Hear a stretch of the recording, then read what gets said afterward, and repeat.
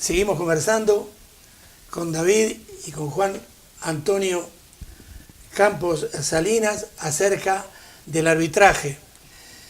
Y queremos comenzar esta segunda parte de la entrevista con algo que en su momento, creo que ninguno de ellos dos era nacido todavía, en el Campeonato del Mundo de 1986, que ganó Argentina, por cierto. En aquel momento, en los cuartos de final de aquel campeonato, que se disputó en México, resulta que Brasil y Francia tienen que disputar por penaltis en extratiempo. Óiganlo bien, en extratiempo, el pase a las semifinales. Entonces, el partido había terminado en cifras de 1 tanto por bando y se van a tirar entonces los respectivos penaltis. Comienza entonces la tanda y tira Brasil, hace el gol, tira Francia, lo mismo, 1-1, así hasta que en un momento dado el equipo francés tira, la pelota pega en uno de los postes, el portero se había tirado, pega en la espalda del portero, volviendo el balón al campo, pero pega en la espalda del portero y entra a la portería. Y así sigue la tanda de penaltis, hasta que en un momento dado, creo que fue el cuarto penalti tirado por los brasileños, lo tiran fuera. Y el último, el que debía decidir, puesto que Brasil había tirado 5, había hecho 4 y errado 1, y Francia los había hecho todos. El último lo tiraba un español, lo tiraba Luis Fernández, que evidentemente se había nacionalizado francés y jugaba en la selección francesa. Tira Luis Fernández y clasifica entonces para la siguiente ronda a los franceses. Pues bien, en aquel momento el presidente de la FIFA, muy denostado, sobre todo por actos de corrupción, João Havelange, ni él ni nadie dijo absolutamente nada acerca de lo que había sucedido. Nosotros teníamos una convicción que la vamos a avalar con un reglamento muy viejo, porque esto es del año 69, pero de todas maneras nosotros teníamos una opinión al respecto que queremos que ellos entonces después la corroboren o no.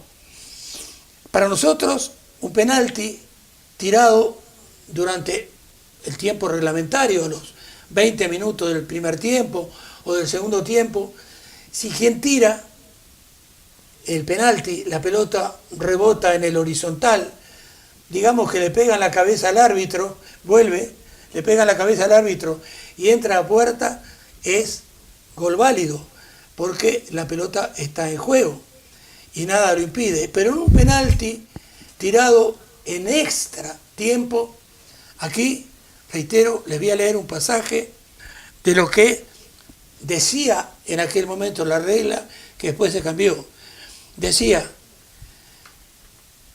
en un penalti fuera de tiempo, que el portero toca o desvía, pero que al no bloquearlo, el balón se introduce en el marco, ¿cuándo se dará por finalizado el tiempo reglamentario?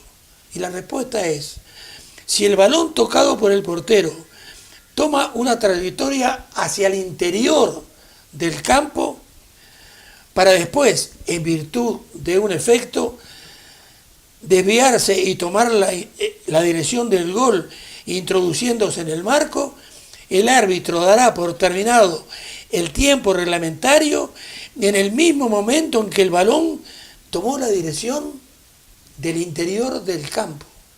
Quiere decir que mi interpretación en aquel momento, cuando la pelota que tira el francés pega en el palo y vuelve hacia el interior, le pega al portero y en mi concepto era ya segunda jugada. Y el árbitro tenía que terminarlo, ese penalti, cuando la pelota volvía hacia el campo. Creo que me he explicado con bastante claridad. El árbitro, un rumano, desapareció del arbitraje a partir de ese año y al poco tiempo se revisó la regla 14 y se cambiaron las cosas. ¿Qué les parece, Juan Antonio, a ti y a David? Bueno, a mí me parece ahora un acierto. Como también hemos ido comentando antes, las reglas siempre se van modificando y a raíz de cosas que suceden, pues se revisa, se piden, como ha dicho mi hermano, opiniones y el Internacional BOA la modifica. Esa jugada que revisé también es un poco controvertida, pero claro, estamos hablando de un mundial donde se enfrentan Francia y Brasil, que son dos pedazos de equipo y están buscando una semifinal. Entonces, una cosa que no quede clara y que el árbitro decida tiene bastante impacto. Entonces yo en ese momento creo que como árbitro y con sentido común creo que hubiera actuado igual, que por eso está ahora la regla así, porque digamos que es el mismo tiro penal, que el árbitro considera que es solo un tiro, aunque dieran en el palo, luego en el portero y volviera a entrar, hay una inmediatez muy rápida que hace que sea un mismo tiro, igual que si hubiera chutado, hubiera dado en un palo, hubiera dado en el otro y hubiera entrado, aunque son dos rebotes y es uno. Y también aprovecho para decir que sobre todo ocurren jugadas en los partidos más importantes de los mundiales, porque no sé si también ha habido dos modificaciones en los últimos años a raíz de dos mundiales. Hace 8 años hubo un gol en un Italia-Holanda en fuera de juego clarísimo de Van Nistelrooy, que fue ocasionado porque un defensa de Italia, por acción del juego, cayó y se quedó en la línea de fondo, pero justo detrás de la línea. Se quedó fuera del campo, pero en la línea. Van Nistelrooy se quedó ahí, entonces el balón le cayó y él lo metió. Entonces no estaba descrito si el jugador que salía por el terreno de juego cortaba el fuera de juego, no. El gol se dio, hubo mucha polémica y a partir de esa jugada modificaron la regla y dijeron que un jugador que cae por efecto de la jugada y se queda justo detrás es considerado que está dentro, o sea, es como si se hubiera caído dentro del terreno de juego, que me parece también correcto porque si no el jugador que se ve que está fuera, si hubiera salido del terreno de juego hubiera dicho no, fuera de juego. Entonces creo que las modificaciones siempre son a mejor y esa es una de ellas, porque el tiro penal tuvo bastante efecto porque al final clasificó a Francia. ¿Qué piensas al respecto, David? Pues pienso igual, ¿no? Al final las modificaciones de las reglas son siempre para bien. Y en este caso, lo que ha dicho mi hermano del fuera de juego, al final ha sido para bien porque, como dice él, yo me hago el lesionado y me salgo fuera del terreno de juego para hacer que el delantero, que está en posición natural, antes de que yo me salga, está en fuera de juego, ¿no? Entonces eso beneficiaría al infractor. Por lo tanto, toda modificación a favor siempre es bueno, ¿no? Ahora bien, en una final de un campeonato uruguayo, hace también muchísimos años, allá por los años 70, entre el Peñarol de Montevideo y Cerro, que es otro equipo de primera división, se tiró también un penalti, terminó el partido empatado, se jugó la prórroga, siguió empatado, entonces se fue a decidir por penales. Y pasó exactamente lo mismo. Júpiter Crescio se llamaba el delantero centro de Peñarol, que tira el último penalti, van empatados, la pelota pega en el horizontal, pega en la espalda del portero que se había tirado y entra a puerta. Se dio por válido y Peñarol fue campeón del campeonato uruguayo. O sea, es más o menos, más o menos lo mismo, ¿no es cierto? Claro, igual. Muy bien. Ahora bien, si un jugador tira un penalti, la pelota da en uno de los postes y vuelve hacia el terreno de juego y el mismo jugador que había ejecutado el penalti recoge el rechace y marca. ¿Es válido? Si es durante el tiempo de juego. No, porque consideramos que el jugador toca 2 veces seguida el balón. Es como si lanza un libre directo y pasa lo mismo, da en el palo, vuelve y lo vuelve a tocar. Otra cosa es que la tocase el portero. Si la toca el portero ya es jugada por otro jugador diferente y ya puede volver a jugarla. Pero si es como me describe, no, porque está tocando 2 veces, aunque haya tocado el poste, sigue siendo 2 veces jugada por el mismo. Ahora bien, ¿qué pitarías? Es una picardía que se utilizaba mucho en Uruguay, sobre todo en mi época. Recuerdo que un jugador rival de espaldas, estaba a espaldas mías de repente, Y yo le gritaba, dámela, dámela, pasámela, que estoy atrás tuyo. Y el otro iba y de repente de tacón me pasaba la pelota. O sea, estoy engañando a un rival que tiene posesión del balón pidiéndoselo. ¿Qué pitarías? ¿Se pita algo? A ver, si tú crees que eso lo hace para engañar, evidentemente se tiene que sancionar, conducta antideportiva. De hecho, tipificamos en la regla de juego simulación o engaño. En este caso, si lo hace acaso hecho para engañar, se debe sancionar por conducta antideportiva. Ahora, Juan Antonio, han sentido nombrar, por supuesto, a Paolo Montero, un uruguayo que jugó en la Juve, jugó muchos años en Italia, hasta hace muy poco tiempo, hasta no hace mucho. El papá, Julio Montero Castillo, jugó aquí en Primera División, en Tenerife, en Granada, y yo creo que le daba patadas hasta en las muelas, a lo contrario, era impresionante lo que era Julio Montero Castillo. Se estará sonriendo porque cuando lo vea, porque siempre allí en YouTube mira nuestro programa. Julio Montero Castillo, reitero, vino de Granada e hizo de las suyas en montones de partidos. Y él, en un partido en Río de Janeiro, defendiendo la selección uruguaya contra Portugal, Portugal tenía dos jugadores, Jordão, que después jugó en el Zaragoza, aquí ustedes no eran nacidos, Jordão número 10, Diniz el número 11. Entonces me acuerdo que estando en el hotel donde estaba hospedado Uruguay, el mudo, le decíamos el mudo porque hablaba todo el partido, a Montero Castillo, me dice, esos son unos fenómenos, ¿no? Tanto Jordão como Diniz. Dice, bueno, dice, como el árbitro durante los 5 primeros minutos, dice, le das una buena y no te saca la tarjeta ni nada, dice, los voy a matar a patadas. Eran tan rápidos, Jordão y Diniz, que se pasó el partido tratando de pegarles y no pudo. Y entonces la pregunta, David, es la siguiente. Si un jugador tiene intención, como la tenía en ese momento Julio Montero, ya estás entendiendo la pregunta, de pegarle a un contrario y no le pega, ¿qué pitarías? A ver, es que precisamente eso está tal cual en la regla de juego, ¿no? El falta y conducta incorrecta, la regla 12 te indica intentar o dar. Es decir, dar o intentar dar una patada a un contrario. Por lo tanto, se debe sancionar. Muy bien. Uruguay terminó ganando 1-0 con gol de Elvio Pavoni, crack en Independiente de Argentina. Ahora bien, vamos a ver. Creo que algo les dije antes. Pero Juan Antonio, ¿puede el árbitro marcar un gol? Sí, claro que sí. No con intención, porque no creo que ningún árbitro tenga intención de marcar gol, como árbitro que soy, no sé si alguna vez se le pasará por la cabeza, pero si el balón, por ejemplo, rebota accidentalmente en el árbitro y acaba entrando a la portería, es gol, porque yo siempre cuando doy las clases a los niños se lo explico, es porque tienen que considerar al árbitro como un poste. Entonces, si el balón da en el poste y entra gol, es gol, ¿no? Pues si el balón da en el árbitro y entra gol, es gol.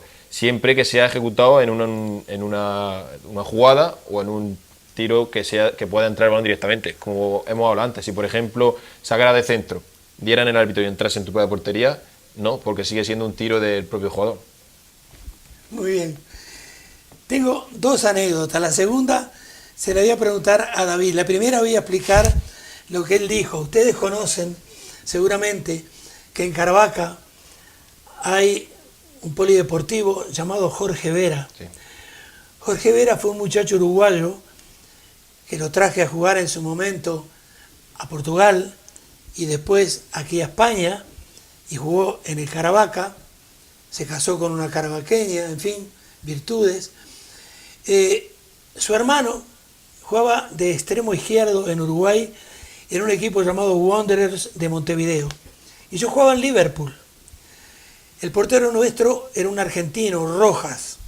Pues bien, en un momento dado el hermano de Jorge Vera tiró desde fuera del área, potentísimo disparo, hacia la izquierda de nuestro portero, el argentino se tira, el árbitro se cruzaba por el área, le pega la pelota a él y entra a puerta y dio el gol. Le protestamos media hora seguida, no sé cuántas amonestaciones, alguno echó, pero lo que dijo Juan Antonio es la verdad de lo que estaba aconteciendo en aquel momento. Y también en otro momento, aparte de esto, de lo de Jorge Vera, hubieron situaciones dentro del terreno de juego que nos dejaron perplejos. Estando ya en Canadá, jugando en un equipo llamado Toronto Falcons, que jugaba lo que hoy en día se conoce como la MLS, resulta que atacamos con mi equipo, con el Toronto Falcons, y en un contragolpe.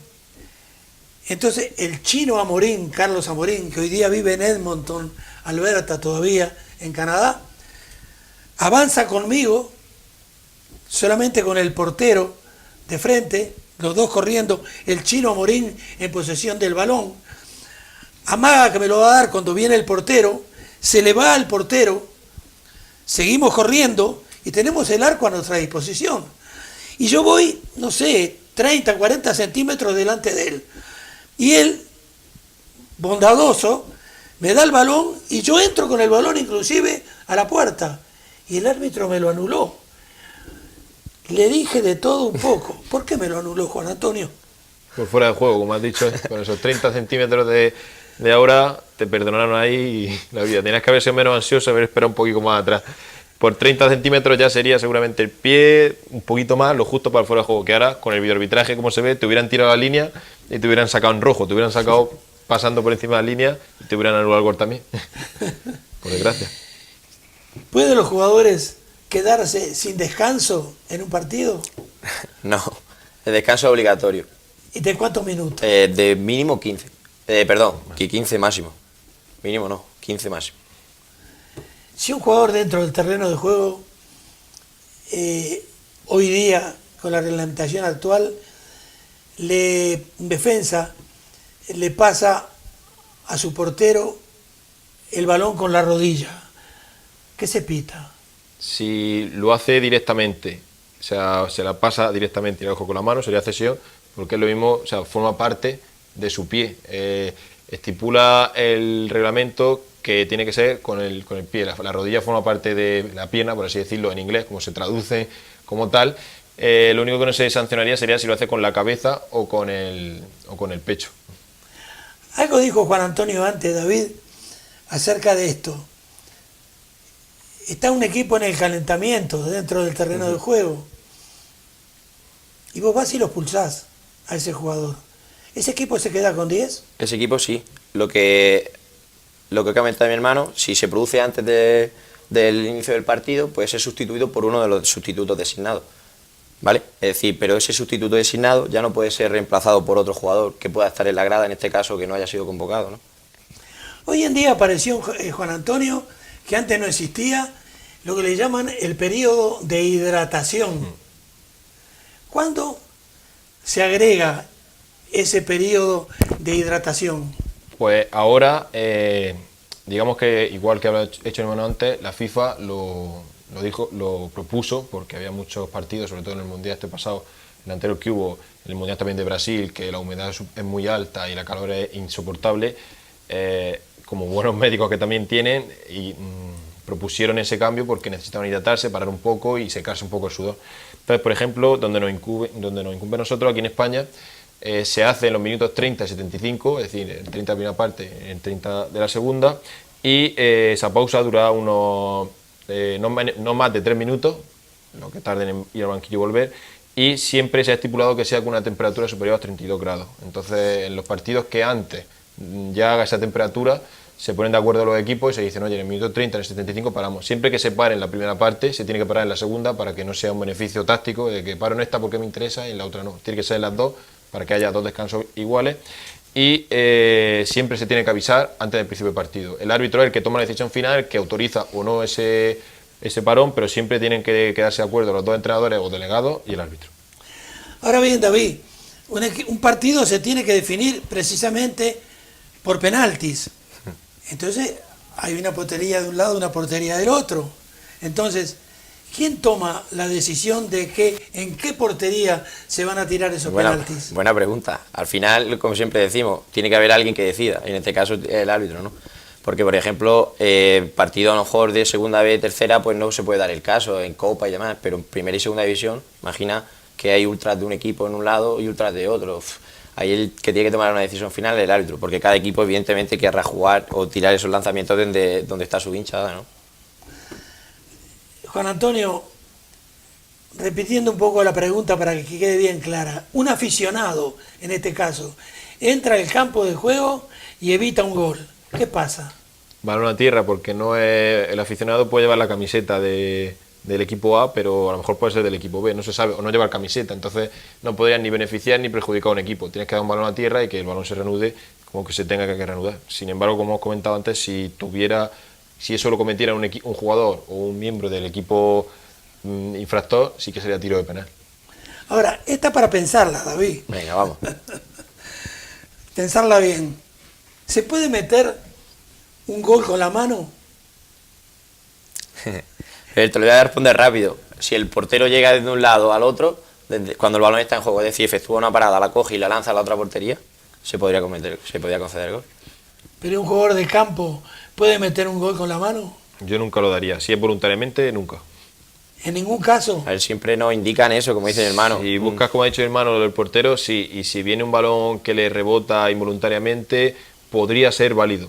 Pero yo como árbitro nunca daría un gol con la mano porque yo no sé la voluntariedad que tiene ese jugador para que me diga, no, es que me ha dado sin querer, pero al final a través de la mano ha metido un gol. Pero yo les pregunto, si viene una pelota al área, por ejemplo, del Barcelona, salta Piqué a cabecearla, pero con tan mala fortuna que en vez de cabecearla, le pega con la mano y entra en su propia portería. ¿Qué es? Si mete gol en su propia portería, ese sí sería gol, pero porque si pitas penalti estarías beneficiando al infractor que se acaba de anotar un gol. Entonces, por eso te digo, voluntariamente meter un gol, no, pero si es en tu propia portería, que no creo que quieras hacerlo voluntariamente, sí. Muy bien. ¿Altura máxima del césped existe o no existe? A ver, no está estipulado, ¿no?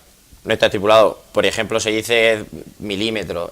No sé cierto decir 2 milímetros porque a nosotros ese tema de césped tampoco nos llega, ¿no? Es decir, a lo mejor en categorías superiores creo que es 0,03 o algo así. En primera y segunda, aunque interrumpa a mi hermano, sí que puedo responder porque en primera y segunda división la Liga de Fútbol Profesional es un organismo diferente al Comité Técnico de Árbitros y la Liga de Fútbol Profesional tiene diferentes personas en los partidos que sí que van y miden eso. Entonces eso lo llevan tanto los equipos como la Liga de Fútbol Profesional y estipulan una medida estándar para todos los partidos, porque esa pregunta vendrá cuando estaba Guardiola aquí, que se quejaba Xavi y todos los jugadores del Barça de que el césped estaba alto y el balón no rodaba.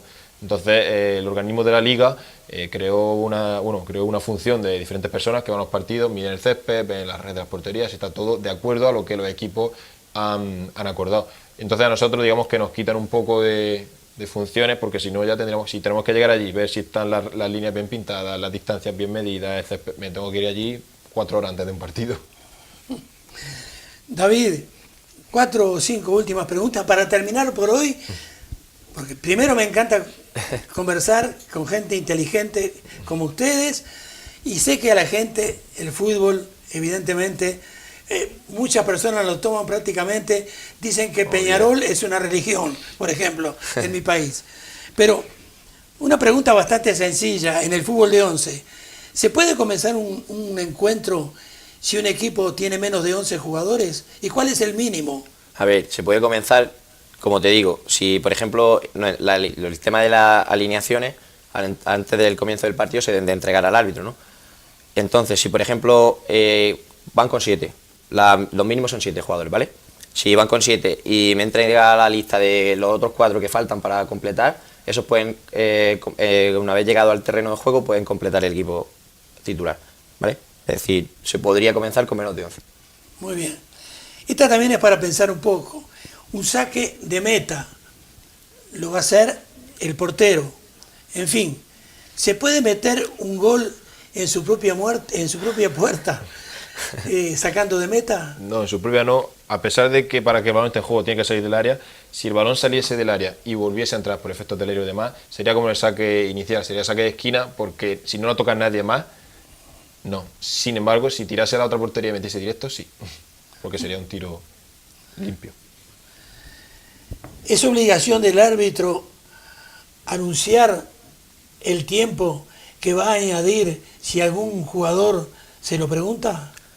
El tiempo mínimo por recuperar en cada periodo de tiempo es obligatorio, es decir, se tiene que señalar, ¿no? Para que no solo los jugadores ya, como me has dicho en la pregunta, sino para que el cuerpo técnico, incluso espectadores, sepan el tiempo mínimo que queda por recuperar. Muy bien. La última pregunta la voy a encaminar hacia los gestos que hacen ustedes. Por ejemplo, ley de ventaja, tiro libre directo, tiro libre indirecto. La gente los ve a ustedes gesticular y no es que estén utilizando el lenguaje de señas, están interpretando la regla. ¿Cuáles son los gestos entonces que ustedes hacen en cada caso? Como ha estipulado, el gesto de la ventaja sería con las dos manos rectas, gesto libre y directo recta también aquí, indirecto sería señalar arriba, luego saque de puerta señalar abajo, saque de esquina arriba, mostrar la tarjeta que se puede hacer indiferentemente con una mano o con otra, pero es para gusto. Yo, por ejemplo, voy a dar mi opinión porque me gusta, yo soy diestro, entonces lanzar la tarjeta para mí sería, con la derecha sería lanzarla. Si tengo más habilidad, la lanzaría, y algún momento que te pilla un jugador que te está calentando mucho y quiere sacársela rápido, a lo mejor hace un gesto feo. Entonces yo, para mí, queda más elegante, con la izquierda no sé lanzarla, con la izquierda la sacaría más elegante. Yo la saco con la izquierda. Y son todo, o sea, hay gestos estipulados en las reglas de juego, como pueden ser estos, y hay otros que te ayuden a controlar el partido. Eso ya está en la personalidad, en cómo es cada árbitro. Algunos gestos como se acabó o calma, siempre que sea un gesto que te ayude a controlar y que esté bien claro, no puedes empezar a hacer gestos que, como han dicho, que confundan a la gente, que la gente no sepa qué estamos haciendo, qué lenguaje estamos utilizando. Están también no estipulados en las reglas, pero sí son bien vistos tanto por los jugadores como por nosotros para ayudarnos a controlar ese partido. Muy bien, les agradezco encarecidamente esta primera visita, porque viven a pocos pasos de aquí de la televisión, sí. Y entonces les voy a agradecer que muy pronto vuelvan a nuestro programa. Pero David, nuestro realizador, quiso darte una sorpresa. Entonces yo les cuento a ustedes, que nos están mirando fuera de fronteras de España, que aquí muy cerca de donde estamos grabando, en Sejín, hay una población, una ciudad muy bonita, llamada Calasparra. Calasparra tiene un estadio muy bonito también, se llama La Caverina. Y precisamente frente a La Caverina está la Plaza de Toros. Prácticamente frente por frente está el estadio del Coso, como dicen aquí en España, que hay allí en Calasparra. Y precisamente hace muy poquito tiempo a David le tocó ir a arbitrar un partido allí en La Caverina, en Calasparra. Entonces, para terminar el programa de hoy, nuestro realizador quiso darle esta sorpresa entonces a David para contarles a ustedes cómo terminó el partido. Aquí está entonces la sorpresa que le preparó nuestro realizador a David, viéndolo de pantalón blanco y un buzo negro corriendo delante de la gente y de los toros después que terminó el partido. Hasta la semana que viene.